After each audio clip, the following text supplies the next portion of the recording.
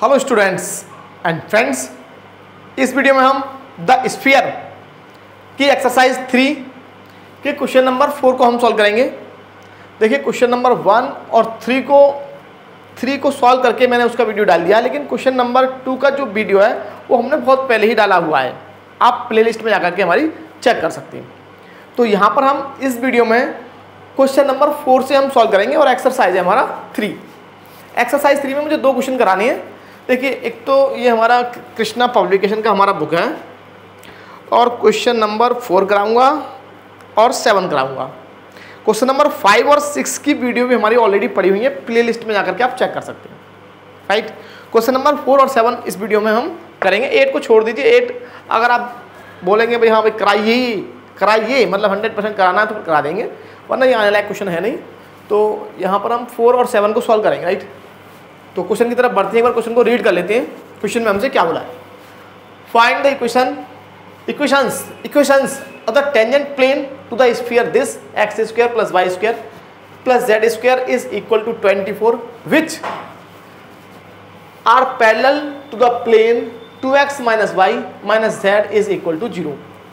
हमें उस प्लेन की इक्वेशन निकालनी है जो इस स्फीयर को टच करता है और इस प्लेन के पैरेलल है। देखिए, 2-3 पॉइंट हमें इस क्वेश्चन में समझने हैं। एक तो क्या हम जब भी हम किसी प्लेन के पैरेलल प्लेन की इक्वेशन को देंगे तो किस प्रकार से हम उसको लिखेंगे, किस प्रकार से उसको रिप्रेजेंट करेंगे। राइट भाई, 2 प्लेन पैरेलल हैं तो क्या चीज कॉमन रहेगा, उसमें क्या कॉमन रहेगा ये हमें समझना होगा। राइट, तो समझते हैं। देखिए, ये हमें इक्वेशन हमें गिवन है, तो इसका 3D इमेज पहले हम बना लेते हैं। तो ये हमारा हो गया स्फीयर जो हमें गिवन है।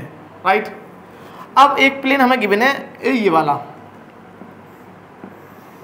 ये प्लेन ये रहा, कहीं भी हो सकता है ये किसी भी प्रकार से। अच्छा, एक चीज़ और भाई, इसमें समझना क्या है कि छोटा सा मैं आपको एक रफली आइडिया दूंगा। तो इस प्लेन के पैरेलल प्लेन ये रहा, एक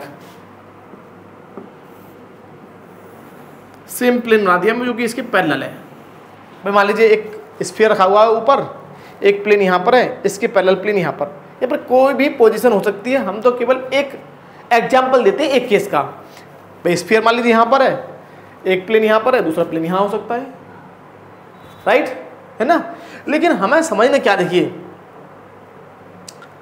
कि सॉरी एक चीज़ और, कि उसको टच कर रहा है ना, जब टच कर रहा है तो इसको टच करता हुआ बनाइए। टच कर रहा है तो इसको टच करता हुआ बनाइए भाई।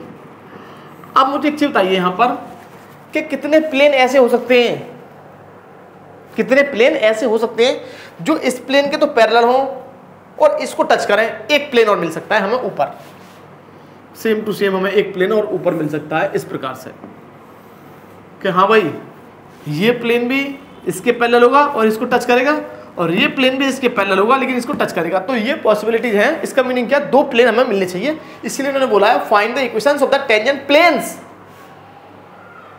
इक्वेशंस बोला है मतलब 2 प्लेन हमें मिलने चाहिए, क्योंकि थर्ड पॉसिबिलिटी हमारी कोई बनेगी नहीं, केवल ये 2 ही केस बनेंगे जब हमारा एक प्लेन इस स्फीयर को टच करेगा और इसके पैरेलल होगा। तो एक तो ये केस 1 हो गया हमारा, केस 1 और केस 2। राइट, और इमेजिन कीजिए आप और क्या बन सकता है। हमारे हिसाब से तो यही बनेंगे, 100% यही बनने चाहिए। अब नंबर 2 केस आपको समझना क्या है कि जब भी हमें यहाँ पर हम क्या करेंगे, यहाँ पर देखो जब भी कोई प्लेन किसी स्फीयर को टच कर रहा है, कोई प्लेन किसी स्फीयर को टच कर रहा है, इसका मीनिंग क्या है, सेंटर से परपेंडिकुलर डिस्टेंस रेडियस के इक्वल होगा। राइट, इस कंडीशन का हम यूज करेंगे।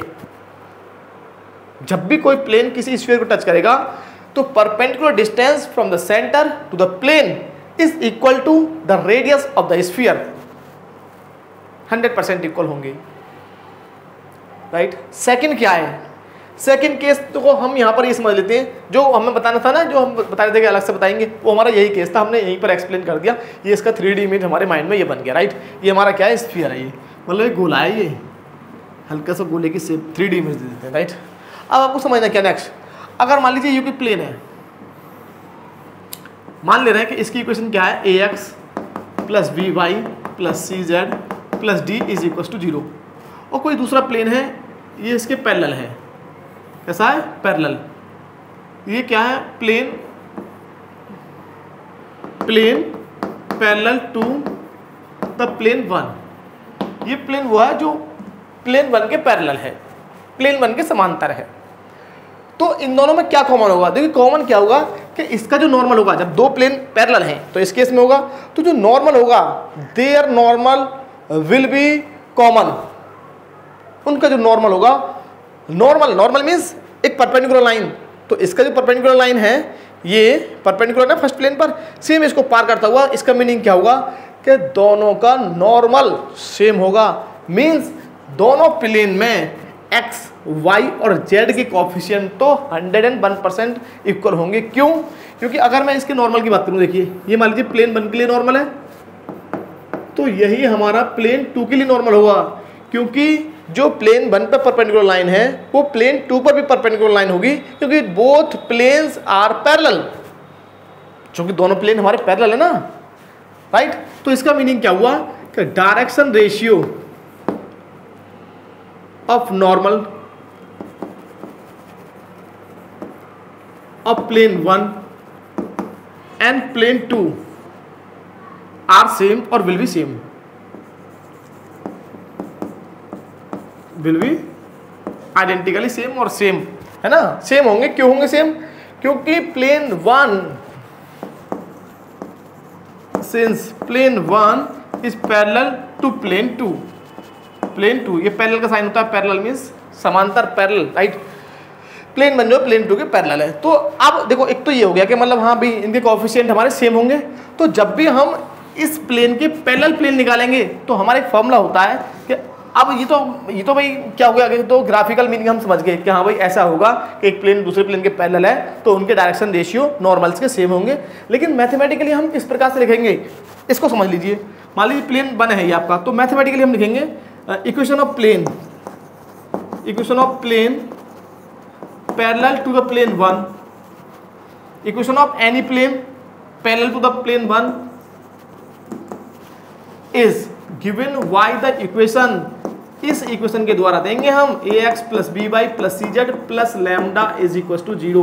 मीन्स अगर कोई प्लेन इस प्लेन के पैरेलल है तो मैथमेटिकली हम उसकी जो इक्वेशन देंगे केवल कांस्टेंट टर्म को चेंज कर देंगे, हम नया कांस्टेंट मान लेंगे अपनी तरफ से लैम्डा। ये आपको समझ जाना है।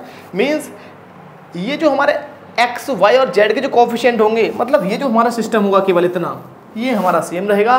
केवल कांस्टेंट टर्म को हमें चेंज करना है और उसे हम न्यू आर्बिट्रेरी कांस्टेंट लैम्डा नाम दे देंगे, और किसी एक कंडीशन की हेल्प से जो हमें ऑलरेडी गिवन होगी उसकी हेल्प से हम लैम्डा का वैल्यू निकालेंगे। और लैम्डा का वैल्यू कैसे निकालेंगे? भाई ये प्लेन जो पैरेलल प्लेन है वो स्फीयर को टच कर रहा है, तो perpendicular distance is equal to the radius of the sphere, right. अब इतना समझ गया आप, इसको समझना बहुत जरूरी था। बस क्वेश्चन हो गया, कुछ नहीं है। देखिए आप कुछ नहीं, केवल मैंने एक्सप्लेनेशन आपको दे दिया है और क्वेश्चन का सॉल्यूशन की तरफ हम बढ़ते हैं। एक बार देख लेते हैं, क्लियर हमें दिख रहा नहीं दिख रहा, कभी कभी हमारा जो कैमरा है वो हिल जाता है। हाँ ठीक है, एक मिनट, राइट, ठीक है।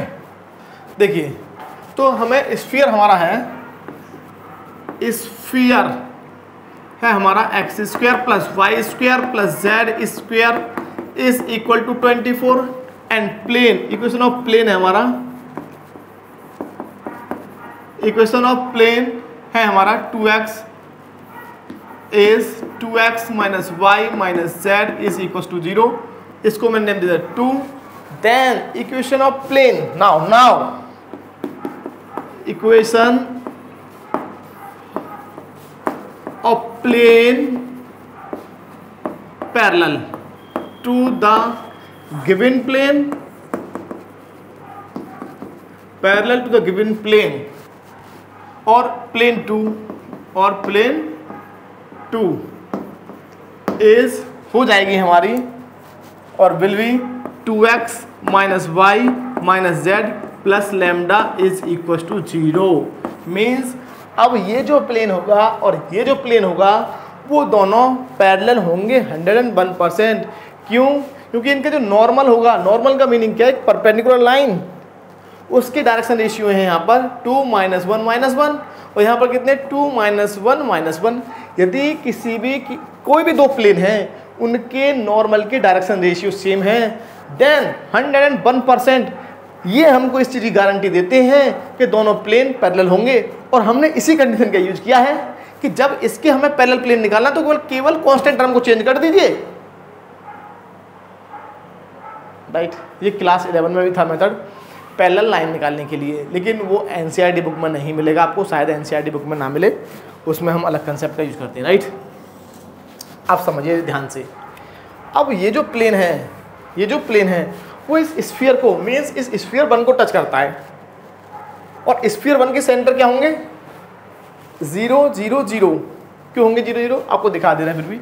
तो हमारा जो स्फीयर है वो ये है x² + y² + z²। यहाँ पर x का टर्म नहीं है ना, तो इसे 0x मान लेंगे, 0y 0z। या फिर एक अल्टरनेट मेथड भी है, आप उसको जानते हैं, तो इसका सेंटर हम किस प्रकार से निकालेंगे, x² + y² + z² 2ux 2vy 2wz + d = 0। तो यहाँ से हम फाइंड करेंगे, तो 2u 0 2v 0 हमें मिल जाएगा, 2w = 0 and d = -24। Then centre हमारे होते हैं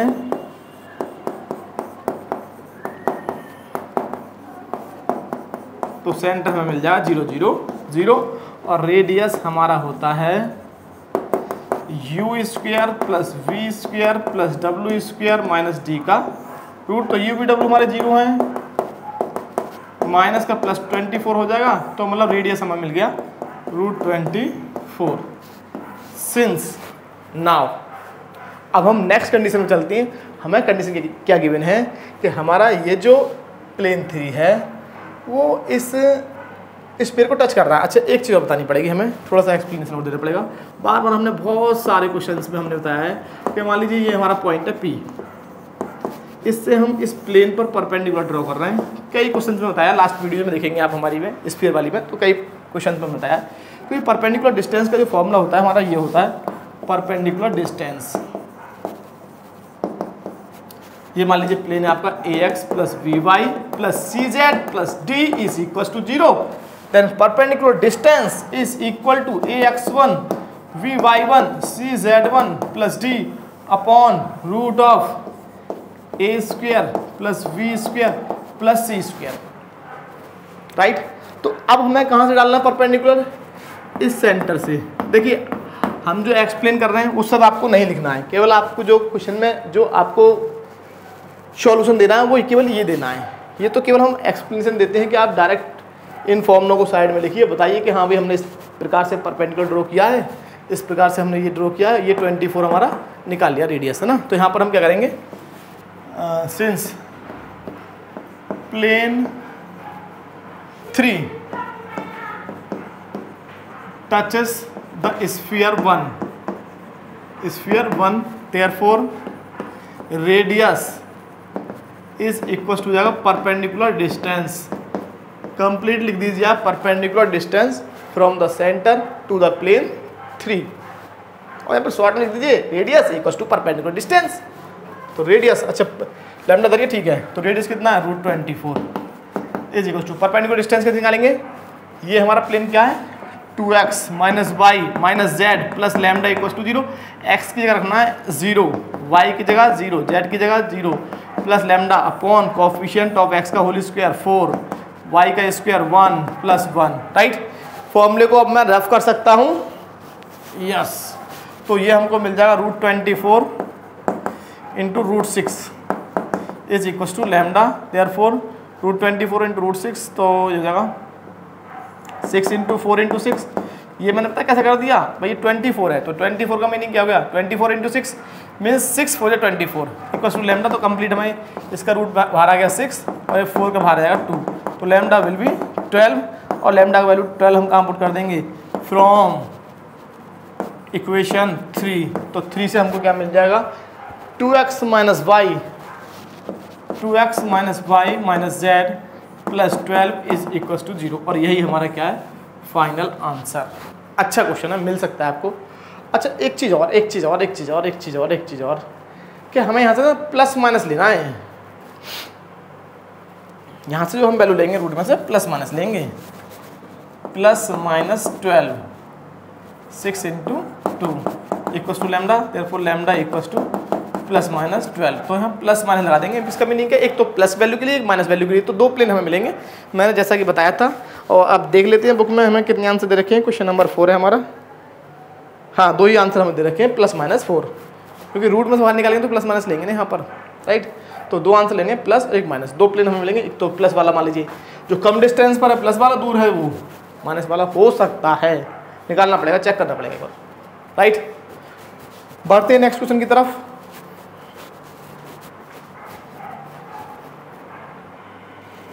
देखिए नेक्स्ट हमारा क्वेश्चन है, ये हमारा क्वेश्चन नंबर 7, एक्सरसाइज हमारा 3 है।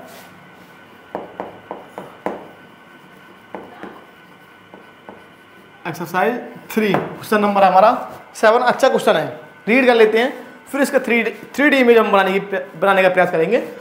Find the equation of the sphere which pass through the circle this and this. ये भाई sphere plus plane means circle, sphere plus plane means a equation of a circle and touches the plane 4x plus 3y is equals to 15। इसका meaning क्या है कि हमें उन spheres की equations find करनी है, उनकी, किनकी, जो इस सर्कल से तो पास हो रहे हैं और इस प्लेन को टच कर रहे हैं। लास्ट क्वेश्चन में क्या था कि एक प्लेन के पैरेलल था और दूसरे स्फीयर को टच कर रहा था। यहाँ पर क्या, स्फीयर्स की इक्वेशन हमें फाइंड करनी है, किसकी, स्फीयर्स की। तो इसका एक बार 3D इमेज हम बनाने का प्रयास करते हैं। देखिए यहाँ पर थोड़ा समझना पड़ेगा। सबसे पहले तो ये वाला सर्कल किस प्रकार से होगा, ये स्फीयर प्लस प्लेन, तो हमने इसको इस प्रकार से बना लिया, छोटा छोटा बनाने का प्रयास करेंगे। और देखिए हमारे प्लेन चला गया, राइट। अब इस सर्कल से, ये तो स्फीयर है, ये सर्कल है, ये जो छोटा सा बनना है, इस सर्कल से पास होने वाला स्फीयर ये हो जाएगा। एक्चुअली में आप समझ रहे हैं क्या होता है, क्या ये किस प्रकार से पास होता है स्फीयर से। आप एक तरह से ये समझिए कि ये जो सर्कल है ना, ये जो सर्कल है, एक मिनट बात सुनिए, ये हमारा पुराना वाला स्फीयर, ये अलग बना दिया मैंने, ये नया वाला स्फीयर, ये नया, ये ओल्ड, ये न्यू। तो ये जो स्फीयर है वो इस वाले स्फीयर पे भी लाई करेगा। मतलब जब हम इस प्लेन से, जो प्लेन है हमारा ये वाला प्लेन, मतलब ये वाला प्लेन, इस प्लेन से इस स्फीयर को काटें तो ये सर्कल बनेगा, और इसी प्लेन से हम इस स्फीयर को काटें तो वही सर्कल बनेगा सेम। बस ये दोनों एक दूसरे के ऊपर इस प्रकार से एडजस्ट हैं, इस प्रकार से हमें ये मिलेगा, राइट। अब है क्या कि जो नया स्फीयर जो हमें मिल रहा है, जिसकी हमें इक्वेशन फाइंड करनी है, ये वाला जो स्फीयर है वो एक प्लेन को और टच कर रहा है, इस वाले प्लेन को, इस प्लेन को और टच कर रहा है, राइट। इस प्लेन को और टच कर रहा है, तो ये हमारी कंडीशन है। अब सबसे मेन क्या देखिए, मैं आपके यहाँ पर फॉर्मूले साथ साथ बताता जाऊँगा। ये क्वेश्चन तो हमारा बहुत ईजी है, कुछ है नहीं, थोड़ा सा एक पॉइंट ध्यान देना है हमें। फिर से भाई कैसे आपको लगाना है कि भाई के सेंटर से परपेंडिकुलर डिस्टेंस जो है वो रेडियस के इक्वल कर देना है, लेकिन थोड़ा सा लॉन्ग हो जाएगा। किस प्रकार से, तो पहले हम इक्वेशन ऑफ सर्कल लिख लेते हैं। इक्वेशन ऑफ सर्कल जो हमें गिवन है is x square plus y square plus z square is equal to 5 means -5 is equal to 0, comma x plus 2y plus 3z और -3 इक्वल टू 0, राइट। तो ये हमने लिख लिया इक्वेशन ऑफ प्लेन, राइट। अब नेक्स्ट हम क्या करने वाले हैं कि इस सर्कल से पास होने वाला स्फीयर कौन सा हुआ, इसको हम नाम देते हैं क्या, s means sphere, x square plus y square plus z square -5 is equal to 0 लगा दीजिए, हम फिर ऐसे लिखा रहने दीजिए, कोई दिक्कत नहीं है। और P मीन्स प्लेन हमारा इक्विवेलेंट है किसके, x plus 2y plus 3z -3 की, यहाँ पर रहने दीजिए, है ना। तो हमारा equation of sphere, equation of sphere passes through the circle 1, passes through the circle 1 is हो जाएगा, ये हमारा फॉर्मूला होता है, आपने पढ़ा होगा, s plus lambda p is equal to 0। S क्या हमारा ये रहा, x square plus y square plus z square minus 5 plus lambda times of x plus 2y plus 3z minus 3 is equal to 0। अब ये जो स्फीयर है वो इस प्लेन को, मतलब इस वाले प्लेन को 4x प्लस 3y जेड लेंगे ना तो 0 जेड मान लेंगे, इज इक्वल टू 15, इस प्लेन को टच करता है। तो इसके सेंटर से इस पर परपेंडिकुलर डिस्टेंस डालेंगे और हम रेडियस के इक्वल पुट कर देंगे, राइट। तो इसको पहले सिस्टमेटिक वे से लिख ले रहे हैं, x square plus y square plus z square. अब एक्स वाला term means plus lambda x plus 2 lambda y 3 lambda z minus का 3 लैम्डा और माइनस का 5 इज इक्वल टू 0। तो इसका सेंटर निकालेंगे तो इसकी कंपेयरिंग कर लेंगे, x square plus y square plus z square, इसको नाम दे रहे हैं 2। और ये हमारा कौन सा है, ये तो हमारा सर्कल 1 तो हमारा ये रहा, सर्कल 1 तो देखो ये वाला है सर्कल 1, ये है हमारा sphere 2 plus z square plus 2ux 2vy 2wz plus d equal to 0। तो हमें 2u का वैल्यू मिल जाएगा लैम्डा, 2v में मिल जाएगा हमें 2 लैम्डा और 2w हमें मिल जाएगा 3 लैम्डा और d का वैल्यू मिल जाएगा माइनस 3 लैम्डा माइनस 5। तो सेंटर हमारा होता है, सेंटर ऑफ द स्फीयर ये हमारा होता है minus u minus b minus डब्लू। तो ये हमको मिल जाएगा यू कितना आएगा हमारा lambda by 2 means minus lambda by 2, ये भी आएगा हमारा माइनस लैम्डा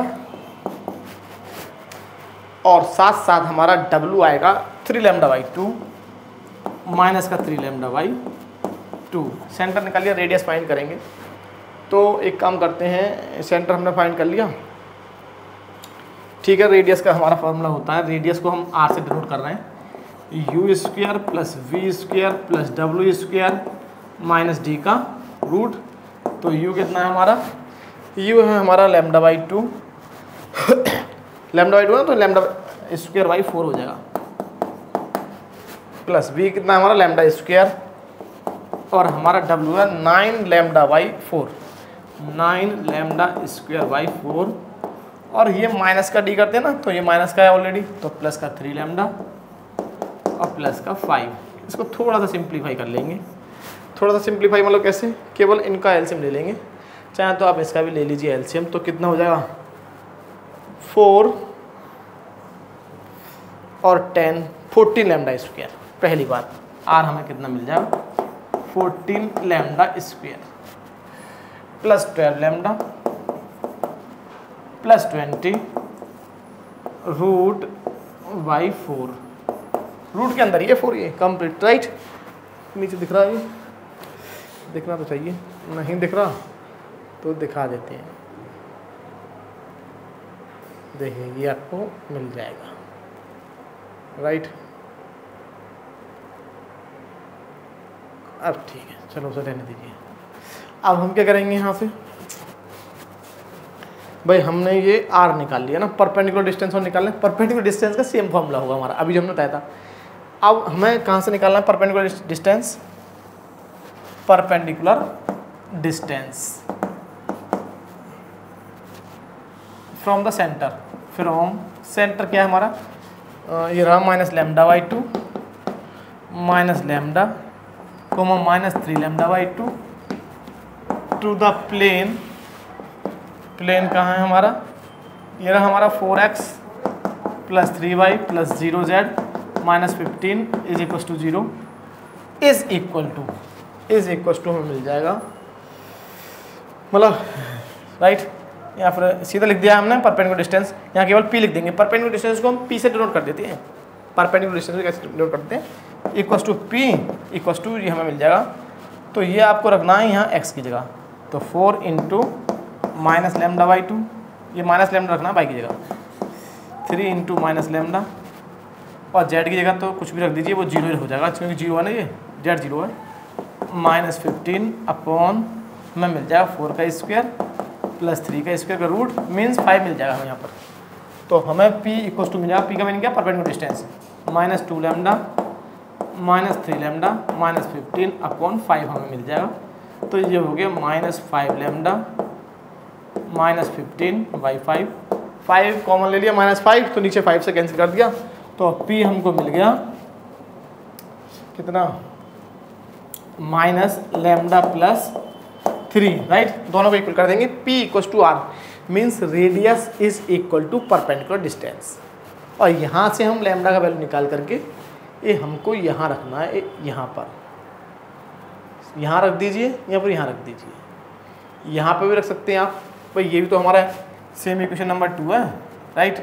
तो इसको मैं अभी रफ नहीं कर रहा हूँ, तो मैं फिलहाल इसको रफ कर दे रहा हूँ, राइट।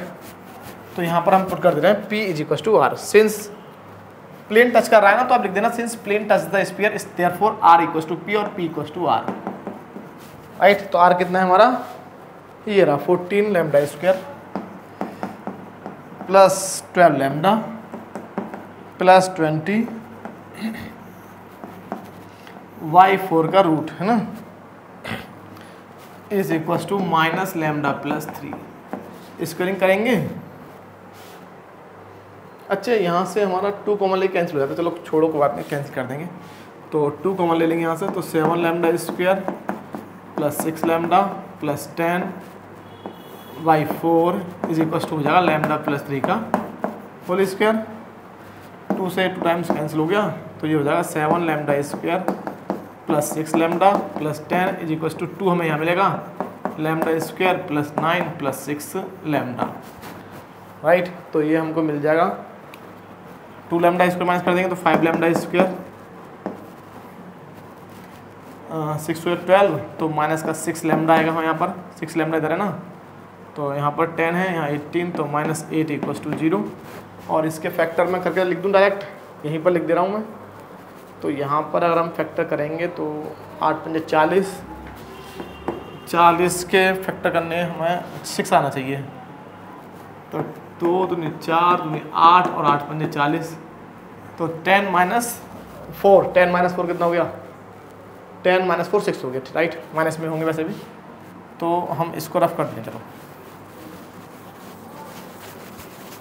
10 - 4, तो 5 lambda square minus 10 lambda plus 4 lambda -8 = 0। यहाँ से 5 लैम्डा कॉमन आ गया, लैम्डा -2 प्लस 2 यहाँ से कौन आ गया, अब तो 4 कौन आ जाएगा यहाँ से, तो lambda -2 = 0 means lambda -2 into 5 lambda plus 4, therefore lambda will भी हो जाएगा हमारा 2 और -4/5, राइट। तो पहले हम एक से आंसर निकाल के चेक कर ले रहे हैं। तो लैम्डा का वैल्यू 2 आप यहाँ पुट कर दीजिए मेरे हिसाब से, यहाँ अच्छा रहेगा, या फिर यहाँ पुट कर दो। बात देखिए फ्रॉम 2 में, चलो यहाँ पुट कर देते हैं फ्रॉम 2। लेकिन अगर ये वाली वैल्यू ना, ये वाली वैल्यू यहाँ पुट करते हैं तो इजीली सॉल्व कर पाते हैं, यहाँ पुट करेंगे थोड़ा कैलकुलेशन पड़ जाएगा। इस वैल्यू के लिए तो यहाँ पुट करिए, वैसे तो कहीं भी पुट करिए सेम आंसर आपको मिलेगा, लेकिन यहाँ से कुछ कैलकुलेशन हमारी आसान हो जाती है, इजी हो जाती है। कहीं पर पुट करिए आप आंसर सेम मिलेगा, लेकिन हम चाहते हैं कैलकुलेशन इजी से इजी, तो यहाँ पुट करिए आप लैम्डा वैल्यू 2, तो हमें मिलेगा x², ध्यान से देखिए y² प्लस z², राइट। तो यहाँ 2 पुट करेंगे तो 2x + 4y + 6z, 2x + 4y + 6z हो गया, और 2 3 जा 6 और 6 - 5 -11 इज इक्वल टू 0, राइट। एक आंसर तो ये आ गया। अगर हम पुट करते हैं -4/5, ये हमें रखना ही पड़ेगा यहाँ पर, इसका हमारे पास ऑप्शन नहीं है, तो ये हम यहाँ रखेंगे। पहले एक आंसर को चेक कर लेते हैं, ये सही आ रहा है या नहीं। 7 का first 2x + 4y + 6z minus, हाँ अब करेक्ट है, ठीक है। अब हम देखो यहाँ पुट कर लीजिए, यहाँ कर लीजिए, हम यहाँ पुट कर रहे हैं, राइट। कितना पुट करेंगे, lambda is equal to -4/5, lambda is equal to -4/5, तो x² + y² + z² -5 -4/5 into x + 2y + 3z - 3 is equal to 0। तो यहाँ 4 से मल्टीप्लाई कर दीजिए, इधर 5 से एलसीएम लेने के बाद, तो 5x² + y² + z² -25, इसको मैं अलग लिख रहा हूँ, -4x -8y -12z और प्लस का 12 is equal to 0 means 5 times of x² plus y square plus z square minus 4x minus 8y minus 12z और माइनस के हुए 13 और यही हमारा होना चाहिए फाइनल आंसर। क्योंकि लैम्डा की वैल्यू 2 मिली है तो 2 केस पॉसिबल हैं और एक और केस वहाँ पर जो हमने फिगर बनाया था, एक और हमें स्फीयर मिल सकता है जो सर्कल से थ्रो होगा, मतलब सर्कल से पास होगा और जो हमारा प्लेन है ये 4x plus 3y plus is equal to 15 इसको टच करेगा। 2 केस पॉसिबल है, इमेजिन करिए किस प्रकार से होंगे ये। इसका आंसर चेक कर लेते हैं, minus 4x minus 8y minus 12z minus 13 equal to 0, right. यही है हमारा करेक्ट आंसर। इसमें थोड़ा सा कैलकुलेशन ज़्यादा था, लेकिन जब हम करते रहते हैं ना इस प्रकार की कैलकुलेशंस को तो हमें ईजी लगने लगेंगे, right. Okay students and friends, मिलते हैं नेक्स्ट वीडियो में। अगर आपको हमारा वीडियो अच्छा लगा हो तो हमारे चैनल को सब्सक्राइब कीजिएगा और हमारी वीडियो को लाइक शेयर कमेंट कीजिए। ओके, नमस्कार, धन्यवाद।